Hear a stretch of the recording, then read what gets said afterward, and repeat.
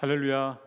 네, 반갑습니다. 이렇게 귀한 자리에 또 우리 어르신들 뵐 수 있고 또 하나님께서 하시는 일들을 또 나눌 수 있어서 너무 감사합니다. 저희 가족 사진인데 네, 10년 전에 찍은 사진입니다. 그래서 저는 2003년에 그 이라크로 선교사로 파송이 되었었습니다. 그때 당시에 63세에 우리 저희 온누리교회 선교 본부장이셨던 우리 김사무엘 목사님 모시고 저는 그때 30살의 아주 젊은 청년 전도사였는데 그때 이제 인천공항을 출국할 때 저희 큰딸이 그때 2살이었습니다. 지금은 이제 대학 졸업하고 이제 취업을 해가지고요. 네, 이제 출국을 이제 내일부터 하는데 큰딸이 뒤에서 불렀어요. 아빠 가지 마. 앞에 있던 목사님께서 저에게 이렇게 말씀하셨습니다. 뒤돌아보지 말게나. 63세 어르신이 30살의 저한테 뒤돌아보지 말라고 말하는데 뒤에서는 2살짜리가 딸이 아빠 가지마. 그때 많은 생각이 들었습니다. 지금이야 비행기 타고 외국을 이렇게 쉽게 오갈 수 있지만 100년 전에 이 한반도에 왔던 조선에 왔던 선교사님들은 태평양 건너왔을 때 돌아갈 수가 없었죠. 그래서 양화진에 많이 묻히셨는데 옛날 선교사님들 우리 선배님들은 이렇게 선교지를 갔겠구나. 가족을 또 사랑하는 사람들을 뒤로 하고 낯선 땅으로. 저도 그렇게 목사님을 따라서 이라크로 갔다가 안타깝게도 저희 목사님은 불과 3개월 만에 혈액암이 생기셔가지고 결국은 소천하시게 됩니다. 저는 이라크에서 더 사역을 할 수가 없어서 김선일 씨의 사건에 제가 연루돼 있어서 그래서 이제 요르단으로 와서 요르단에서 난민 사역을 하다가 이제 미국에서 잠깐 공부하고 다시 아부다비라는 곳에 원자력 발전소를 우리나라가 짓지 않았습니까? 그래서 그때 아부다비 온누리교회 또 아부다비 그 바라카 원전에 교회를 개척하면서 사역을 하게 됐었습니다. 그렇게 한 10년을 중동에 있었는데요. 막내딸이 아부다비에 태어났습니다.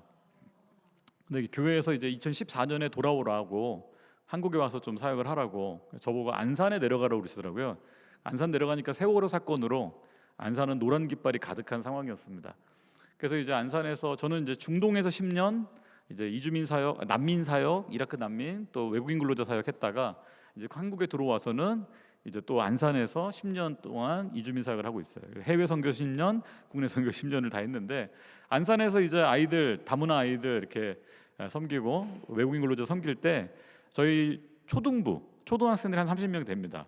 그런 베트남 아이들, 필리핀 아이들, 몽골 아이들, 또 고려인 아이들, 우즈베키스탄 이렇게 온 아이들 한 30여 명 있어요. 그래서 예배 때 제가 주일학교 가서 설교를 하는데 궁금해가지고 여기 한국에서 태어난 친구들 손 들어보세요 그랬더니 한 20명이 손을 들더라고요.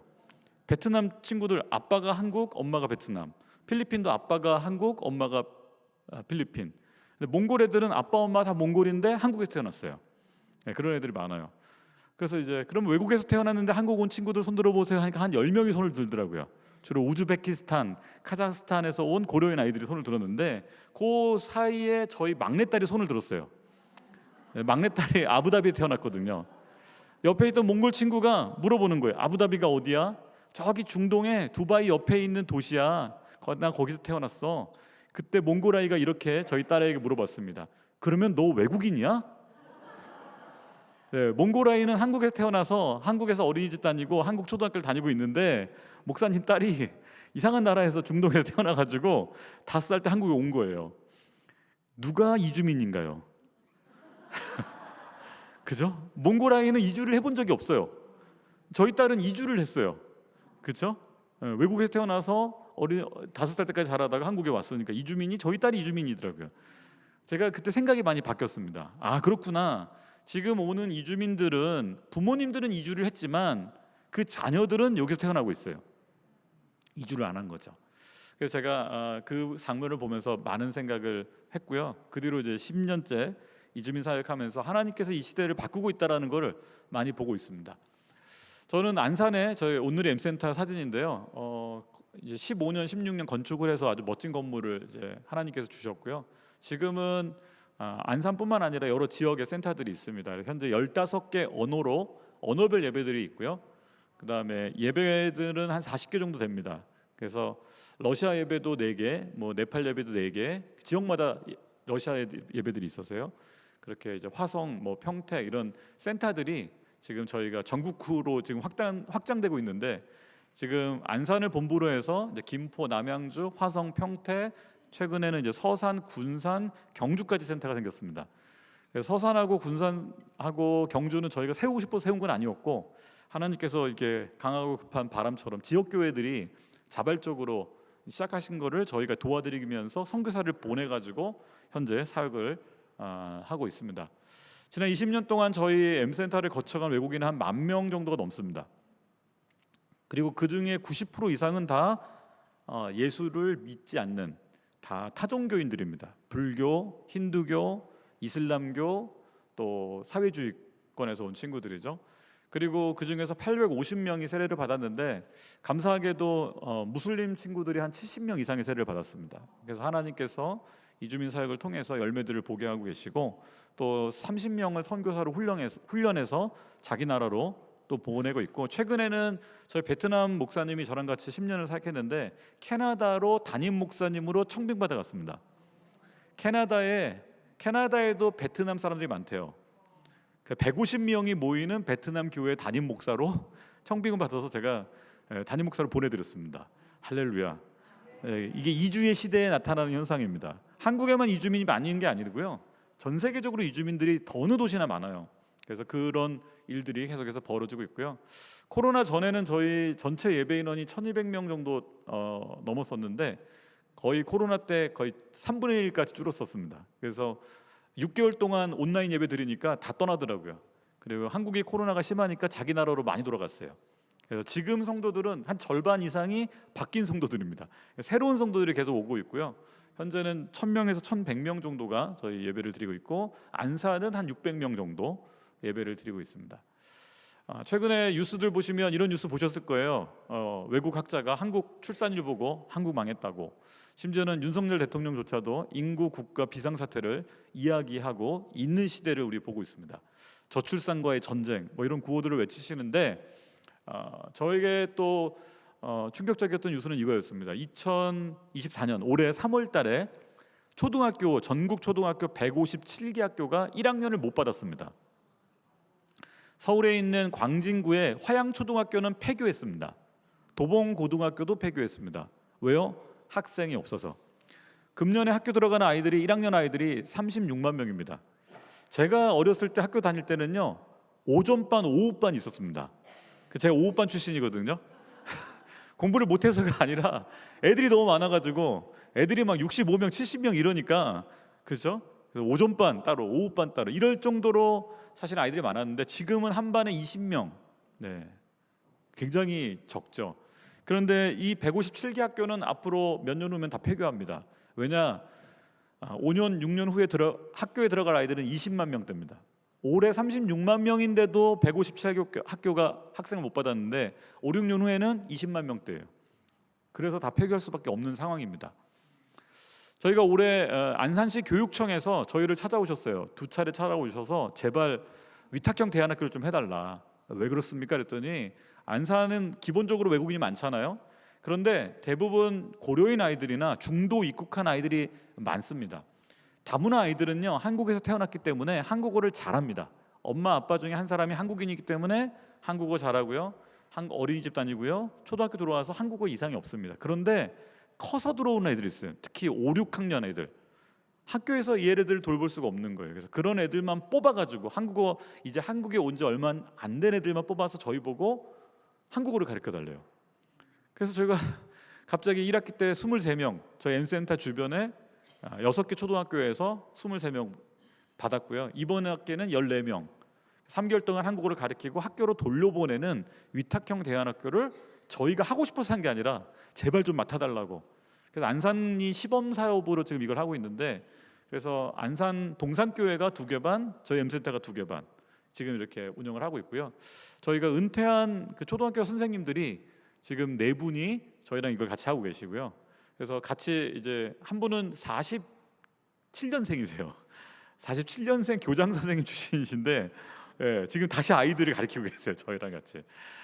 처음에는 지난 학기 되게 힘들었거든요. 애들이 말이 안 통하니까 뭐 싸우기도 많이 싸우고 막 소리 지르고. 근데 이번 학기는 선생님들도 노하우가 생기셔가지고 일단 핸드폰부터 접고 이렇게 교실에 못 가고 가도록 다 뺏고 하니까 애들이 안정감을 찾더라고요. 그래서 저희가 이런 외국 아이들, 순수 외국 아이들이 급증하는 것을 피부로 느끼고 있습니다. 이 얘기를 꼭 해드리고 싶은데요. 여기 어르신들이 살았던 6.25를 이후에 6.25 이후부터 시작해서 2020년까지 장장 70년 동안 우리나라는요 인구가 계속 증가했습니다. 그런데 2020년 코로나가 터진 그 해가 한반도 역사상 단군 이래로 5,000년 한반도 역사상 가장 인구가 많았던 해로 기록에 남았습니다. 5,184만 명. 이 숫자는 다시 깰 수가 없는 숫자입니다. 그 뒤로 지금 4년이 지났는데요, 약 60만 명이 줄었습니다.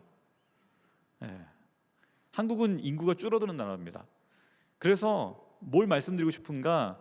지난 70년간은 한국 사회가 성장하는 사회였습니다. 인구가 성장하는 걸 바탕으로 해서 모든 사회 시설과 학교와 기업이 성장을 했어요. 그런데 2020년을 꼭지점을 딱 찍고 지금은 축소 사회로 넘어갔습니다. 모든 사회가 축소되고 있습니다. 그래서 여기 계신 어르신들이 살았던 시대에 작동하는 원리와 지금 우리 청년들이 살고 있는 앞으로 살아가야 될 앞으로 10년, 5년, 10년 후의 세상의 모습은요 작동하는 원리가 반대로 돌아갑니다. 이거를 우리가 이해할 필요가 있어요. 교회도 좀 슬픈 현실이지만 부흥하기 어렵습니다. 왜요? 인구가 없어서 그렇습니다. 사람이 없어요. 왜 그런가? 이제 이걸 보셔야 되는데요. 익숙하실 거예요. 덮어놓고 나타 보면 거짓골 면문한다. 어렸을 때 여러분 젊으셨을 때 많이 들으셨죠? 정부에서 둘만 낳아 잘 기르자. 둘도 많다 하나만 낳아 잘 기르자. 우리나라는 61년부터 박정희 대통령부터 김영삼 대통령까지 장장 35년 동안 산하 제한 정책을 했습니다. 경제개발 5개년 계획과 더불어서 이 정책을 하면서 아이를 낳지 말자라고 가르쳤고 실제로 많은 낙태 수술이 자행됐었습니다. 온 국민이 잘 살아보기 위해서 희생을 치렀던 것이 이 산하 제한 정책이었습니다. 96년도에 산하 제한 정책이 철폐될 때 저출산 보고서가 처음으로 나옵니다. 그 보고서에 아무도 관심 갖지 않았던 96년도의 보고서에 뭐라고 기록하고 있냐면 2021년도에 우리나라는 인구 정점을 찍고 인구가 축소되기 시작한다. 사회학자들이 25년 전에 25년이 아니죠. 벌써 28년 전에 거의 예언과 같은 기록을 남겨놨더라고요. 근데 우리는 관심 갖지 않았습니다. 왜요? 여전히 사람 많다라고 생각했기 때문에. 그런데 지금 현실은 아닙니다. 실제로 우리나라는 59년생부터 72년생까지 매년 100만 명씩 태어났습니다. 실제로 68년생이 제일 힘든 세대였습니다. 104만 명. 뭐 부부 관계가 좋아서 이렇게 많이 태어났겠습니까?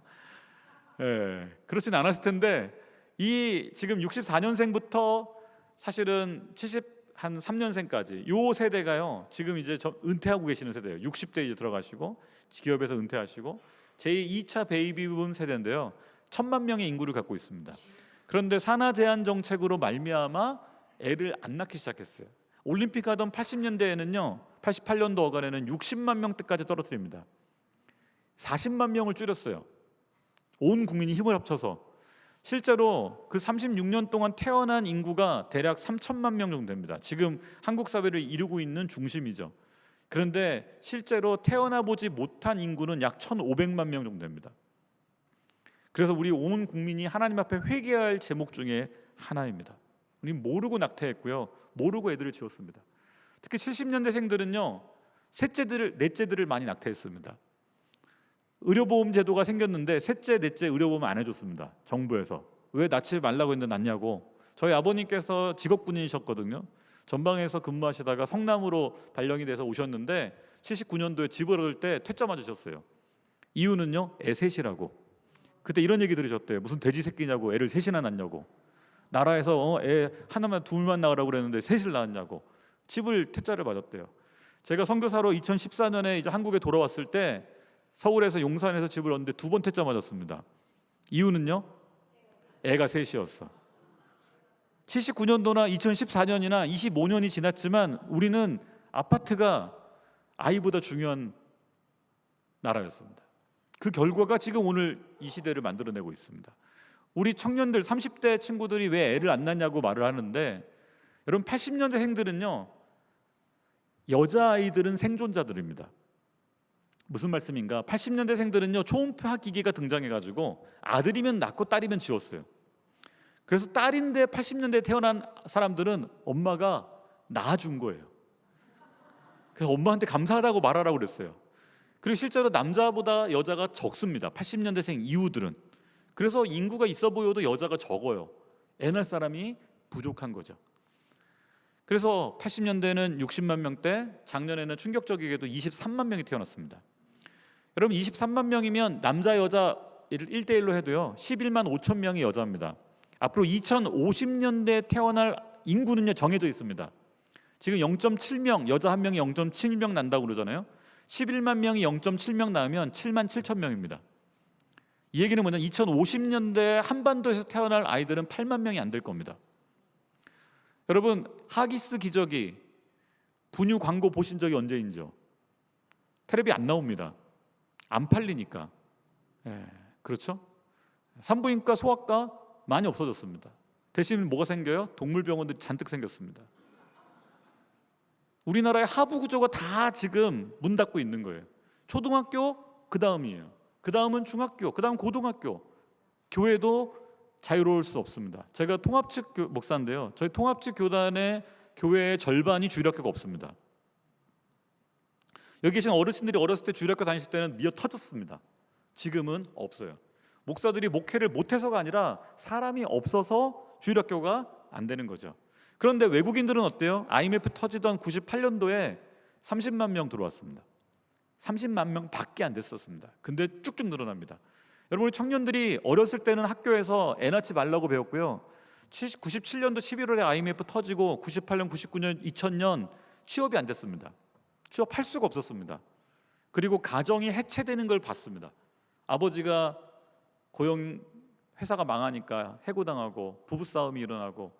지금 30대들은 뭘 받는가? 어렸을 때는 애 낳지 말라고 교육받았고 커가면서는 부모님들이 IMF로 인해서 가정이 해체되는 걸 경험했기에 결혼하는 게 두려운 거예요. 아빠가 되는 게 두려운 거예요. 엄마가 되는 게 두려운 거예요. 사실 트라우마, 우리 청년들에겐 트라우마가 생겨버린 겁니다.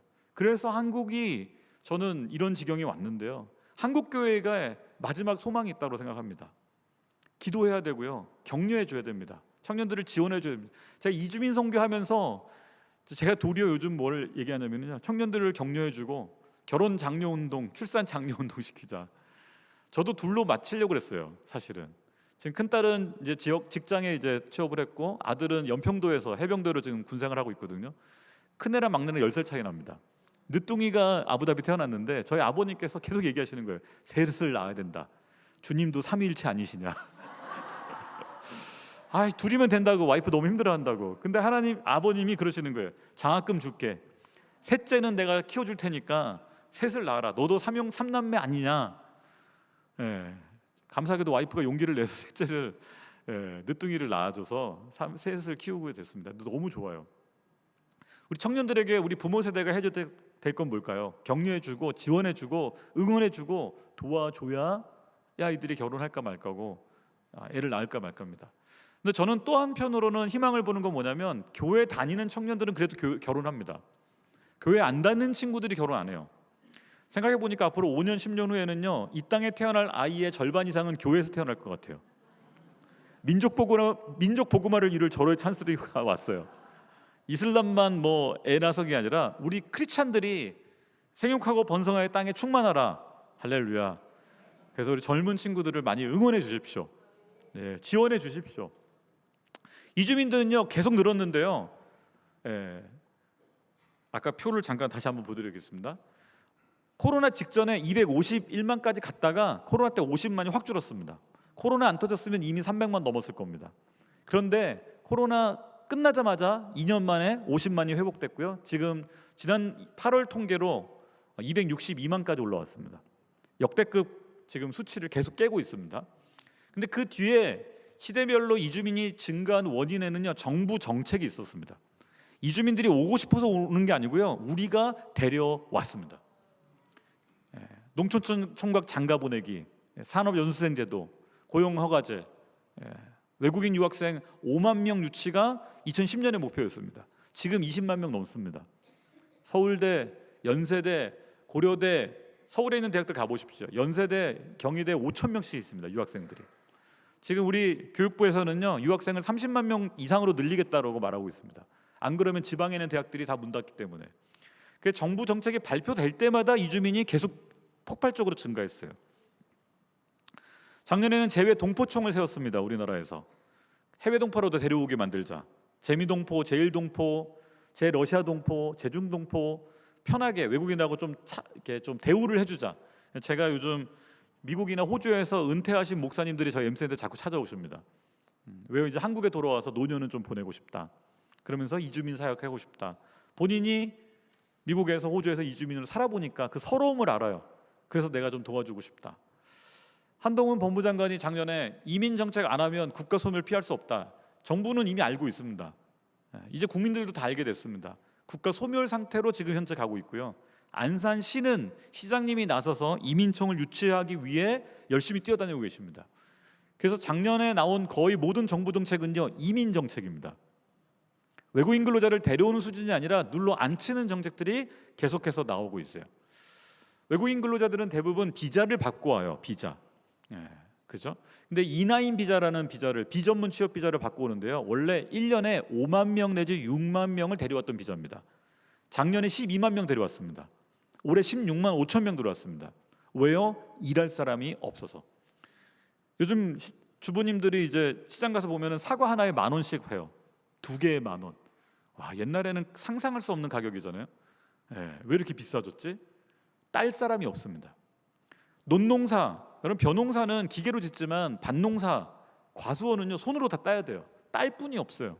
저희 캄보디아 자매들이요 하루에 깻잎을 12,000장씩 땁니다. 그 자매들이 안 따면 깻잎은 기계로 못 땁니다. 손으로 따야죠. 상추 손으로 따야죠.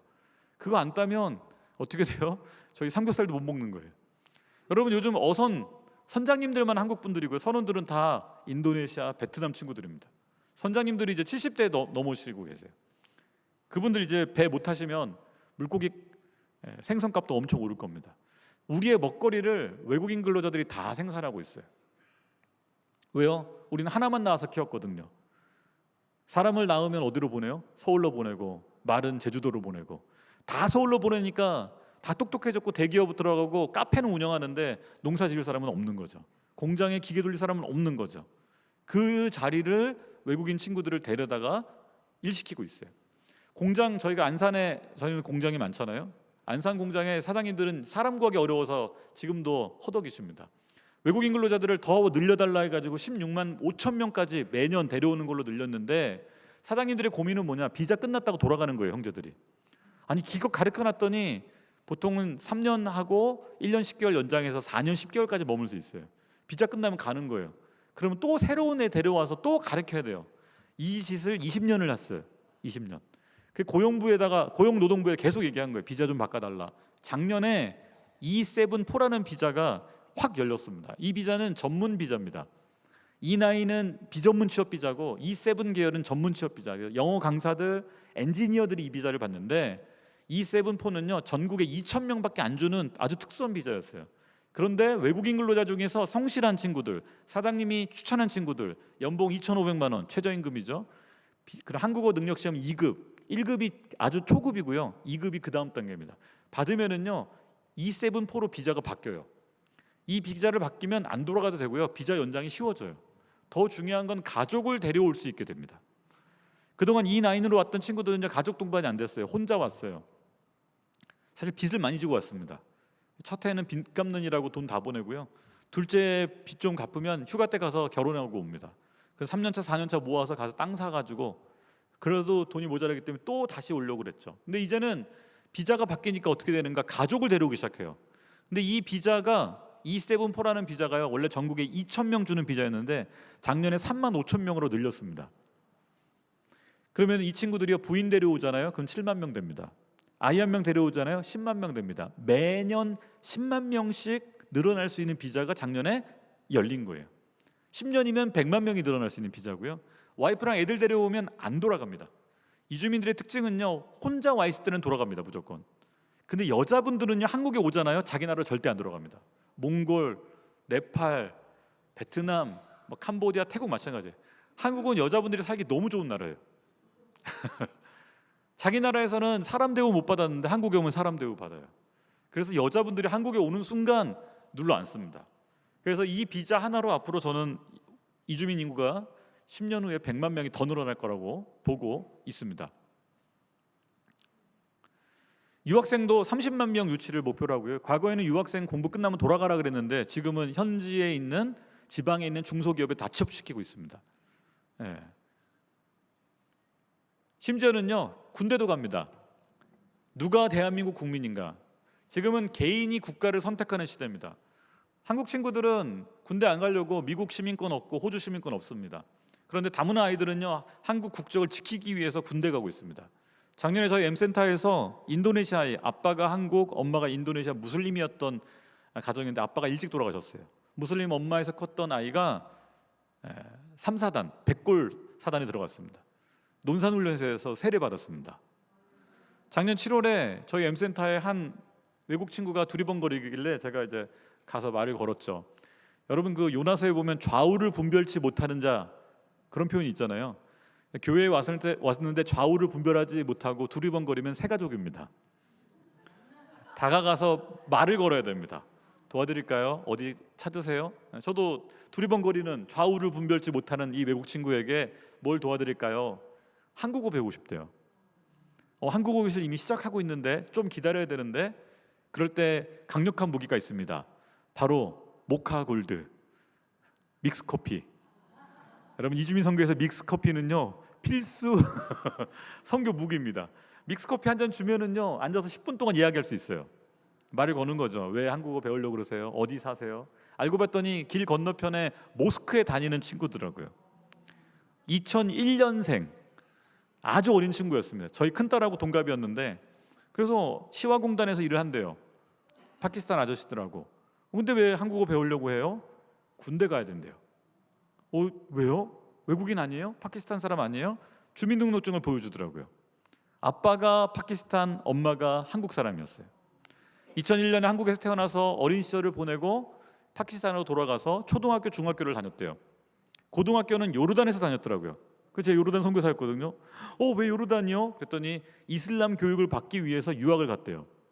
우리로 얘기하면 기독교 고등학교 다닌 것처럼 얘는 이슬람 학교 가서 이슬람 3년 동안 고등학교를 배우고 졸업하자마자 온 가족이 한국으로 왔는데 다시. 근데 교통사고로 아버지 어머니 돌아가신 거예요. 이제 19살 난 이 고등학교 졸업한 아이가 고아라고 말하기는 어렵지만 어린 고아가 된 거죠. 파키스탄 아저씨들 도움받아서 시화공단에 있는 공장에 일하면서 지내고 있었는데, 모스크 다니면서 예배드리고 있었는데 병무청에서 영장이 날라온 거예요. 너 주민등록증 있으니까 한국 가라고, 군대 가라고. 제가 그래서 물어봤어요. 모스크에서는 한국어 안 가르쳐줘요? 한국 사람이 없어서 한국어 가르쳐줄 사람이 없대요. 자기가 구글로 검색해봤더니 건너편에, 길 건너에 M센터가 무료로 한국어 가르쳐준다고. 그래서 별 5개래요, 저희 M센터가. 무료로 가르쳐주니까. 그래서 찾아온 거예요. 제가 말했죠. 저희는 교회에서 하는 센터예요. 상관없대요. 자기 무조건 한국어 배워야 된대요. 군대를 갔다 와야 국적이 유지가 되니까. 그래서 저희가 전도를 제일 잘하는 청년을 6개월을 붙여가지고 공부를 시키고, 작년 12월에 군대 갈 때 제가 예배 때 와서 축복해주고, 그리고 월요일 아침에 갈 때 이제 기도를 해주는데 가방에다가 이슬람 경전 꾸란을 안 가져가고 성경책, 영어 성경책을 넣어서 가져가더라고요. 할렐루야. 네. 이 친구가 훈련소 마치는 날 제가 또 철원에 갔어요. 6사단에 이 친구는 갔는데 울더라고요. 얼마나 외롭겠어요. 아버지 어머니도 없는데, 친척도 없는데. 근데 저희들이 가서 기도해주고, 돼지고기 안 먹으니까 오리구이 구워주고 첫 휴가를 나왔는데요, 모스크에 전화했대요. 자기 나오니까 잘 곳 좀 해달라고. 모스크에 있는 파키스탄 아저씨들이 아무도 신경을 안 쓰더래요. 그래서 M센터로 온 거예요. 그러냐고. 야, 내일 우리 토요일 날 결혼식 있는데 가자. 결혼식. 주일 날 예배. 월요일 날 우리 권사님 돌아가셔서 월요일 날 장례식. 휴가 나온 친구를 토, 일, 월 3일 동안 결혼식, 예배, 장례식, 그리고 돌아갔어요. 그 다음부터 나오면 M센터로 오는 거예요. 모스크를 안 가고. 아직 세례를 받지는 않았지만 마음이 달려 있어요. 나랑에 무슬림이라고 해서 저희가 야, 딴 데 가라고 말했으면 이 친구는 어떻게 됐을까요? 저는 이주민 사역하면서 많은 무슬림들을 만나고 있는데요, 계속해서 세례자들이 나오고 있습니다. 이런 아이들이 지금 4,000명 이상이 군에 있습니다. 5년 후가 되면 10,000명이 일한다고 합니다. 군대. 여러분, 한국의 외국인들의 변화는요, 2000년만 해도 50만밖에 안 됐습니다. 근데 7년마다 50만 늘었고요. 6년 지나니까 50만 늘었고요. 그런데 지금 최근에는 3년마다 50만씩 늘고 있습니다. 코로나가 아니었으면 이미 300만 넘었을 거고요. 통계청에서는 2037년 정도에 300만이 될 거라고 예상했었습니다. 근데 현재 속도로 봤을 때는 내후년 2026년이면 300만 넘어갈 겁니다. 10년이 빨라지고 있습니다. 지금 현재 한국에 살고 있는 인구의 5% 이상이 외국인이나 이주민들입니다. 그 자녀들이고요. 앞으로 10년이 지나면은요 500만이 될 겁니다. 한국 인구의 10%가 이주민들이 될 겁니다. 여러분, 유럽의 프랑스나 영국이나 독일 같은 나라는요 코로나 전에 보통 인구의 15%가 외국인이었고요. 최근 코로나 이후의 통계를 보니까 독일은 인구의 24%가 외국인입니다. 4명 중에 1명. 이게 세계화 시대의 모습입니다. 그러면 한국에 살고 있는 인구의 10%가 이주민이라면 오늘 우리 교회에 나오는 성도의 10%가 과연 이주민이 될 수 있을까? 이주민은 교회에 오면 안 되는가? 아니, 오지 말게 만들어야 되는가? 저희 선교사님이 베트남에 사역하셔서 이제 62살이신데 이분이 이제 추방당하셔가지고요, 국내 이주민 사역을 저랑 같이 하면서 서산에 개척하시겠다고 서산에 내려갔어요. 지역을 이게 조사를 하고 리서치를 하시는데 큰 공장이 있어서 사장님 만났더니 외국인 근로자들이 한 50-60명이 일을 하고 있더래요. 큰 공장이죠. 사장님 뭐 도와드릴까요 했더니 한국어 좀 가르쳐 달라고. 애들 일 시키려고 그러는데 한국어를 너무 못해가지고 힘들다고. 그러면 어떻게 해야 돼요? 교실이 필요하잖아요. 공장은 먼지 많고 막 기름 많고 하니까 할 수가 없습니다. 마침 옆에 교회가 있더래요. 제법 큰 교회가. 목사님께 문의를 드렸어요. 목사님, 옆에 공장에서 한국어 교실을 좀 하고 싶어 하는데 방 좀 하나 빌려주시죠. 어떻게 됐을까요? 퇴짜 맞았습니다. 왜요? 외국인들이 우리 교회에 오면 우리 성도들이 싫어합니다. 그 친구들 때문에 코로나라도 옮기면 누가 책임질 겁니까? 이게 지역교회 목사님들의 모습이었어요. 결국 퇴짜 맞고 서산시청 앞에 중국집이 있는데 중국집 2층이 비어 있더래요. 조그만 공간을 빌렸습니다. 토요일 주일 되면 외국인들이 미어 터집니다. 한국어 배우려고. 왜요? 한국어를 배워야 비자를 좋은 걸 바꿀 수 있고, 한국어를 배우면 여러분 대학에도 갈 수 있어요. 외국인 친구들이 한국에 살기 위해, 살아남기 위해 한국어를 배우려고 그러는데 대학 가서는 돈 내야 되잖아요. 근데 무료로 공부할 수 있는 데가 없는 거예요. 그래서 작은 공간이라도 한국어, 외국인을 위한 무료 한국어 교실을 하면 외국인들이 오는 거예요. 저희도 수요일, 금요일, 토요일, 주일 일주일에 4일을 무료 한국어 교실을 하면서 관계를 맺고, 그리고 주일에 예배 있으니까 한번 와보실래요? 안내를 합니다. 출입국 관리소에서 매달 통계를 발표합니다. 현재 260 몇만 명이죠? 3만 명. 네, 8월 통계로 정확합니다. 우리나라는 통계가 너무 정확한데요. 그 중에 3분의 1이 동포입니다. 동포. 저는 이런 생각을 합니다. 한국에 와 있는 약 86만의 동포들을 품지 못하면서 2,500만 북한 동포는 어떻게 품을 것인가? 북한 동포는 더 문화가 다르고요, 생각이 다릅니다. 그래서 저는 반대로 한국에 있는 이주민들을 잘 품어내면 북한도 품을 수 있다고 생각합니다. 이 이주민 선교는 통일 시대를 앞둔 예비 고사입니다. 여러분, 우리나라는 시리아나 레바논에서 난민이 오지 않습니다. 앞으로 난민은요 서해안이나 동해안으로 뗏목 타고 목선 타고 내려올 사람들이 우리 동포들일 거예요. 저는 요르단에 선교사를 있을 때 시리아 다마스커스를 자주 갔었습니다. 북한하고 똑같았어요. 5호 담당자 있는 나라가 정권이 한번 흔들리니까요 난민이 국민의 3분의 1이 난민이 되더라고요. 시리아 난민. 북한도요 김정은 오래 살기 어렵습니다. 제가 장담컨대 김정은보다 여러분이 더 오래 살 겁니다. 김정은 보십시오. 몸이 막 140kg 막.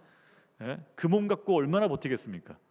암살이 아니라 스스로 자기가 절제가 안 돼서 오래 살기 어렵습니다. 그러면 그 다음은 어떻게 될까요? 정치적 혼란밖에 없습니다. 그래서 이주민 선교는요 교회가 반드시 해야 되는 사역이고요. 통일을 위한 예비고사라고 저는 말하고 싶고요. 지금 국내 전국적으로 고려인들이 늘어나고 있습니다. 특히 우크라이나, 카자흐스탄 고려인들이 많아지는데요. 왜냐하면 그 나라들이 다 러시아어를 쓰지 않고 우즈벡, 카자흐말을 쓰고 이슬람화되고 있어요. 고려인들이 중앙아시아 한 50만 명 정도 있는데 과거에는 모스크바, 블라디보스톡, 한국으로 왔었습니다. 근데 우크라이나, 러시아 전쟁이 지금 3년째잖아요. 일자리 없습니다. 어디로 와요? 한국으로 오는 거예요. 우크라이나 고려인도 3,500명 정도 들어왔습니다. 저희 M센터에도 우크라이나 고려인 아이들이 있거든요. 그런데 최근에는 러시아 국적의 고려인들도 굉장히 증가하고 있어요. 왠지 아십니까? 전쟁에 끌려가지 않기 위해서. 러시아가요, 백인들은 안 잡아가요.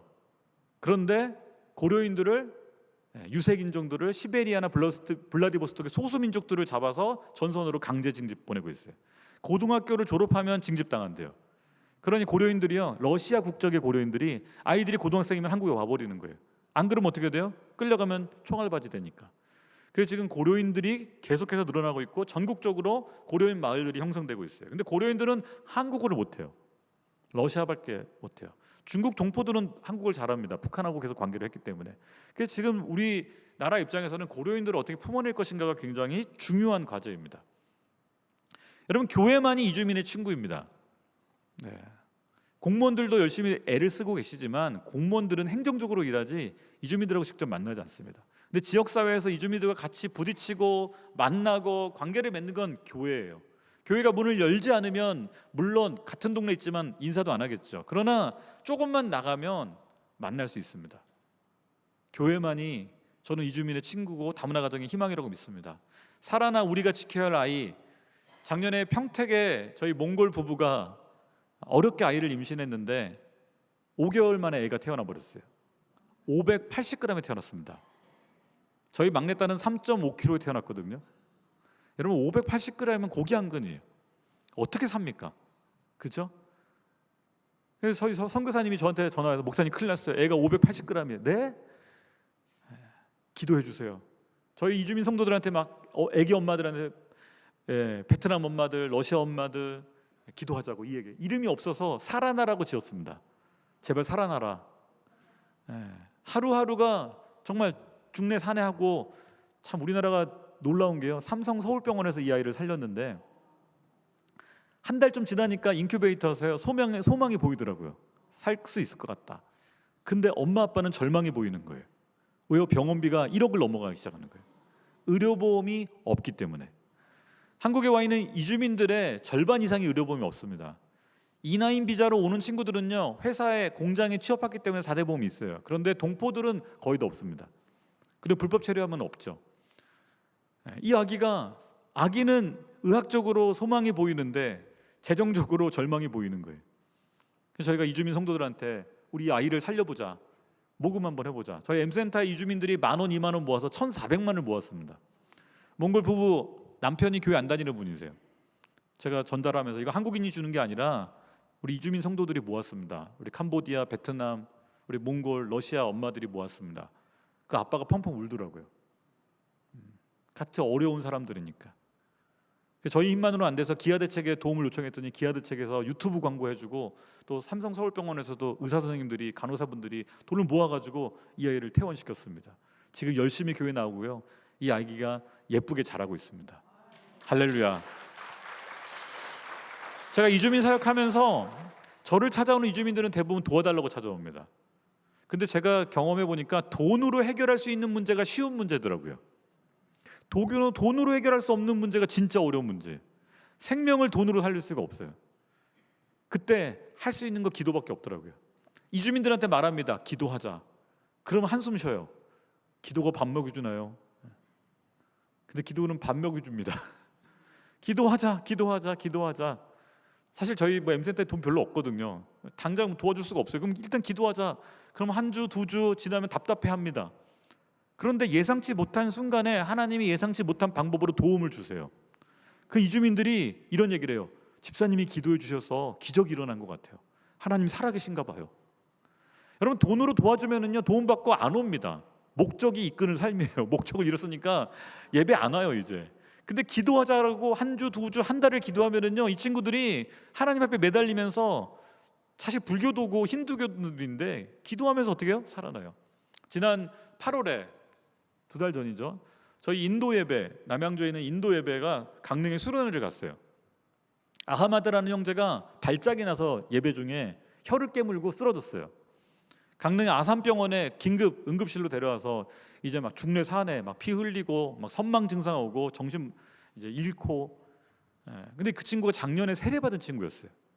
제가 기도하는데 이런 마음이 들더라고요. 하나님, 무슬림인 친구가 예수 믿고 1년 만에 발작이 나가지고 죽으면 하나님 이름이 어떻게 됩니까? 무슬림들이 뭐라고 하겠습니까? 그 고향에 있는 불법 체류였거든요. 고향에 20명을 먹여 살렸는데 그 고향 사람들이 뭐라고 조롱하겠습니까? 예수 믿더니 저주받아 죽었다라고. 하나님의 이름이 땅에 떨어지면 안 됩니다. 주님, 이 친구 살려주십시오. 저희 온 사역자들이 그 아마들을 위해서 금식하며 기도하며 살려달라고 30일 동안, 한 달 동안 부르짖었습니다. 가족에 전화했어요. 가망이 없을 것 같다고, 한 분이 오셔야 될 것 같다고, 인도에서. 그 가족들이 자기네들은 돈도 없고 그냥 알아서 하시라고. 아니 10년 동안 그 20명의 가족을 먹여 살린 그 집안의 아들인데 막상 죽을 위기에 놓으니까 가족들이 자기는 모르겠다는 거예요. 저희가 거의 20일 넘게 30일 가까이 이 친구들 기도하면서 돈을 모으고 기도를 모으고 어떻게 됐을까요? 살아났습니다. 할렐루야. 퇴원했습니다. 찾아와서 너무 감사하다고, 살려주셔서 감사하다고, 하나님이 당신 살려주셨다고. 이 친구가 이렇게 말하더군요. 가족도 날 버렸지만 하나님이 날 살려주셨고 우리 크리스찬들이 날 살려주셨다고. 세례받은 지 1년 된 무슬림인데 자기 인도에 돌아가서 전도자로 살겠다고. 할렐루야. 저는 이주민 선교를 하면서 하나님의 기적을 체험합니다. 기도보다 앞서서는 안 되고요, 기도로 하나님의 임마누엘을 경험하면 이주민들이 바뀌더라고요. 이주민 선교의 핵심은 한국어도 아니고요, 쌀 주는 거, 돈 주는 게 아니더라고요. 첫 번째는요, 예배예요. 이주민들이 언제 바뀌는가? 예배를 통해서 바뀌어요. 한국말 잘 안 통해서 사실은 한국어로 해서는 충분히 통하진 않습니다. 그런데 마음이 상한 자, 심령이 가난한 자는 복이 있나니 천국이 저희 것이며, 마음이 가난하니까 말 안 통해도 기도하면서 울어요. 가슴에 쌓인 것이 있으니까 울어요. 여러분, 성경의 많은 인물들 생각해 보십시오. 다 이주민이었습니다. 아브라함, 요셉, 그렇죠? 예수님조차도 난민으로 이집트에서 도망자 삶을 살았어요. 이주민들이 예배를 통해서 하나님을 경험하더라고요. 두 번째는 공동체였습니다. 여러분, 한국인들이 도와주는 것도 있지만 이주민들끼리 도와주라고 그럽니다. 몽골 사람들끼리 먼저 도와줘라, 러시아 사람들끼리 먼저 도와줘라, 너희들이 먼저 모으면 우리도 같이 모아서 도와줄게, 십시일반으로. 공동체를, 여러분 한국 분들도 미국 가면 그죠, 비빔밥이라도 먹기 위해서 절 다니시던 분들이 교회 나오세요. 마찬가지입니다. 저희 M센터에 나오는 이주민들의 90%는 교회를 문턱을 넘어본 적이 없는 친구고요, 크리스찬을 만나본 적이 없는 친구들인데 한국에서 교회에 오는 거예요. 예배드리러 오는 거예요. 동족들을 만나기 위해서. 그렇게 1년, 2년 있다 보면 이슬 비에 옷 젖듯이 어떻게 돼요? 복음에 젖고 사랑에 젖고 예수님을 만나는 거예요. 그래서 여러분, 이주민 사역은요, 예배가 중요하고요, 공동체가 중요하고요, 한국 분들을 위해서는 팀 사역이 중요합니다. 혼자서는 못합니다. 저 역시도 저와 함께하는 많은 선교사님들과 전도사님들과 외국인 목사님들과 한국 봉사자들이 있어요. 같이 기도하고 무거운 짐을 같이 지기 때문에 10년을 버티면서 할 수 있었습니다. 근데 많은 우리 이주민 교회 목사님들이요, 혼자 하세요. 외로워요. 중보기도자들을 원해요. 저는 여기 계신 분들이 M센터 와서 도와달라고 저 하고 싶지 않습니다. 왜냐하면 M센터는 이미 사역자들이 많습니다. 그런데 조금만 돌아보시면은요, 우리 경기도 지역에도요, 홀로 외로이 사역하는 우리 목사님들, 우리 선교사님들 계세요. 그분들을 위한 중보자가 되어 주십시오. 한 달에 한 번 가서 피자 치킨만 사주셔도 힘이 돼요. 저희 아이들, 청년들이 와가지고 뭐 하는 줄 아십니까? 생일 파티 해줍니다. 한 달에 한 번 와서 케이크 하나 들고 피자 2판 들고 와가지고 축하만 해줘도 여러분 살아나요. 마지막으로 한 가지 얘기만 하고 마치겠습니다. 저희 M센터에 다니엘이라는 아이가 있습니다. 11살 때 한국에 왔어요. 카자흐스탄 국적의 고려인인데 엄마가 싱글맘으로 혼자 애를 낳았어요. 할머니 할아버지한테, 친정 엄마 아빠한테 맡겨놓고 한국에 돈 벌러 왔다가 한국 남자 만나가지고 결혼했어요. 딸을 둘을 낳았습니다. 근데 친정 엄마 아빠가 갑자기 돌아가신 거예요. 카자흐스탄에 놓고 온 이 첫 번째 아들, 미혼모로 낳았던 아이들을 데리러 카자흐스탄에 가서 아이를 데려왔어요. 이 아이는 11살 때 한국 왔는데 엄마도 처음 봤고 한국 아빠도 처음 봤고 한국 동생들 처음 봤어요. 학교에 보냈는데 한국말 하나도 못해요. 그래서 항상 잤대요. 놀이터 가서 배회하다가 엄마 아빠 없으면 몰래 들어가서 옷 갈아입고 나오고, 그렇게 한국에 살아남기 위해서 11살짜리가 버텼대요. M센터 전도하는 우리 선생님들과 전도하는 분들이 놀이터에서 이런 아이를 센터 와라, 센터 오면 치킨 피자가 있어. 여러분, 아이들에게는 치킨 피자가 최고입니다. 그리고 또 하나 얘기인데요, 무료 와이파이. 집에서는 와이파이, 인터넷, 집에서는 안 돼요. 무료 와이파이가 되니까 게임하러 와요. 좋다, 게임해도 괜찮으니까 센터에 와라. 안 그러면 어떻게 돼요? 길거리 아이가 되는 거예요. 그 아이가 초등학교를 졸업하고 중학교 졸업하고 고등학교 졸업했는데 한국어를 열심히 해서 한국어 시험을 잘 봤어요. 대학에 합격했대요.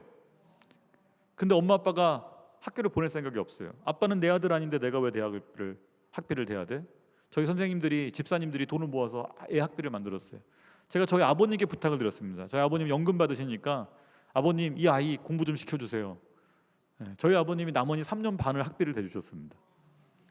대학을 졸업하고 한국 회사에 취업을 했습니다. 지금 열심히 직장인 생활하면 저희 청년부 회장이 됐습니다.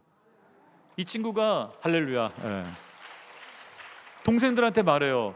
한국어 공부 열심히 해라. 누가 너희들 이렇게 사랑해 주겠냐. 부모, 아빠, 엄마도 안 해주는 거를 이 교회가 하지 않냐.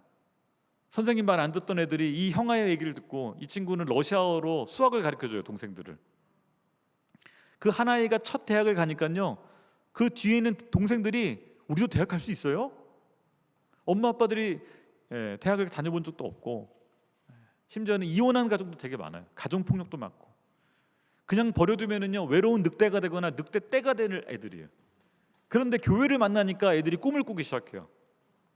예수님을 만나니까 상처가 극복이 되기 시작해요. 엄마를 용서해주고 엄마를 돌보기 시작해요. 저는 그 다니엘을 보면서 소망을 가져요. 지금 그런 아이들이 저희의 M센터에 대학생이 10명이 생겼습니다. 학비대인이라고 제가 허리가 부러질 것 같은데, 이디오피아 아이는 간호학을 공부하고 있고, 이집트 아이는 국어국문학을 공부하고 있고, 그런 아이들이 한국 사회에 다음 세대의 리더가 되겠다고 꿈을 꾸기 시작했어요. 저는 선순환 구조가 나오기 시작했다고 지금 믿습니다. 앞으로 이런 아이들이 지방에 훨씬 많습니다. 저는 교회만이 유일한 희망이라고 믿습니다. 교회가 이 아이들을 위한 지지 그룹이 되어주고 그 아이들을 돌봐주잖아요. 그럼 엄마 아빠들은 교회로 나옵니다. 저는 시니어 선교 학교에 오신 분들을, 대회를 오신 분들을 보면서 그런 생각이 들어요. 여러분, 중보 기도의 힘이 필요하고요, 이런 아이들을 위한 장학금이 필요하고요, 이런 아이들을 위한 사실은 할아버지들, 할머니들이 필요합니다. 여러분들이 지역에 있는 작은 이주민 교회들, 이주민 센터들에 가주셔서 피자 치킨만 한번 싸주셔도 아이들에겐 큰 격려가 될 줄 믿습니다.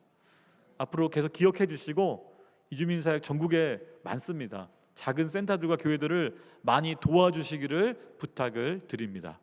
기도하고 마치겠습니다.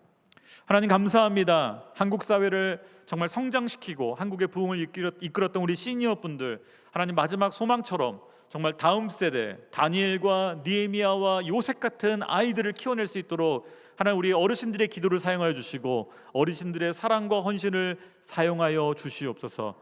한국 사회 곳곳에 이주민들이 많아지고 있습니다. 그들을 섬기는 교회와 센터들 어려운 가운데 있는데, 작은 섬김이라도 하나님, 우리 이주민 교회들과 센터들이 성장하는데 쓰임받게 하여 주시고 오병이어의 기적들이 일어나게 하여 주옵소서. 감사드리며 예수님의 이름으로 기도하였습니다.